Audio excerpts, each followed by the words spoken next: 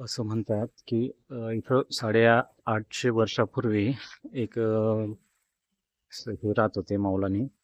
त्यांनी जे त्यांच्या आशीर्वादाने हे फळ जर खाल्लं तर खूप ज्यांना मूल होत नाही त्यांनाही मूल होत होतं. हेच एक परखण्यासाठी इथं एक हिजडा आला होता की त्यांनी हे फळ खाल्लं आणि त्याला सुद्धा बाळ झालं. आणि त्याची आता तुम्हाला मी कबर दाखवतो. ती कबर त्याची आहे की त्याने बाळ झालं आणि ते बाळ होताच वारलं, असं इथल्या मौलांनी आम्हाला सांगितलं आहे. बाळ म्हणजे ते फळ खाल्ल्यानंतर हिजड्यालाही बाळ झालं होतं, तर ते बाळ झालं आणि ते वारलं, तर त्याची कबरही इथं आहे आणि ती बाळाची कबरही खाली आहे.